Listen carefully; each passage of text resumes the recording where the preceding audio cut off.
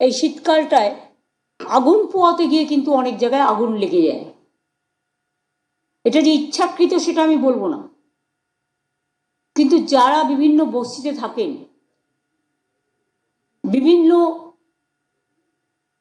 এলাকায় থাকেন,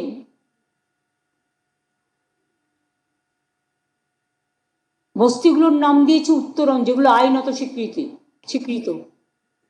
কিন্তু সেদিন যেমন আপনারা দেখলেন মাঝেরহাটের ওখানে দুর্গাপুর ব্রিজের সামনে একটা হলো, মাঝেরহাট না সরি দুর্গাপুর ব্রিজের কাছে, ওটা রেলের জমি।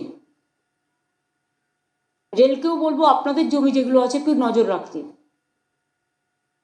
লোক এসে বসছে, আমি তাদের ওঠাতে বলছি না, কিন্তু এটা তো দেখতে হবে আগুন লেগে গেলে আপনারা জানেন এতে কি ক্ষতি হয়েছে। যাদের ঘর বাড়ি পুড়েছে, প্রবলেম হয়েছে, সেটা নয় গভর্নমেন্ট দেখে দেবে যতটা পারে, টাকা তো লাগবে, সেটার জন্য আমি বলছি না।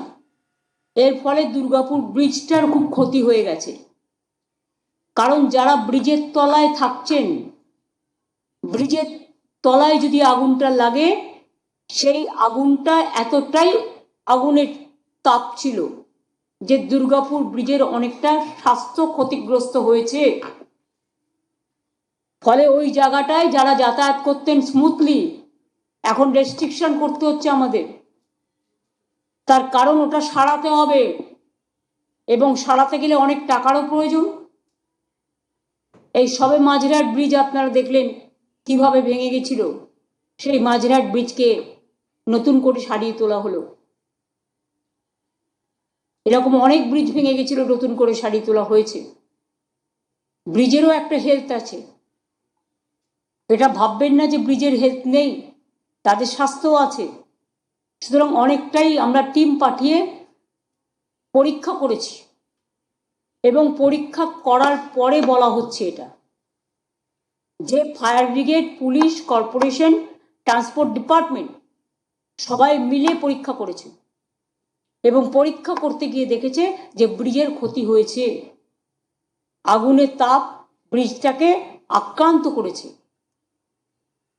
সুতরাং মানুষের ক্ষতিতেও আমরা যেমন ব্যথিত হই, একটা ব্রিজ যদি কোনো রকম নষ্ট হয়ে যায়, সাধারণ মানুষ, লক্ষ লক্ষ মানুষের অসুবিধা হয়।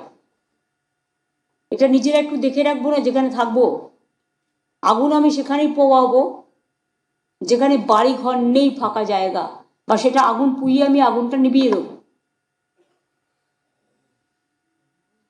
এগুলো সতর্কতা অবলম্বন করার জন্য বলা হচ্ছে। ব্যাস এইটুকুই আমার বলা ছিল।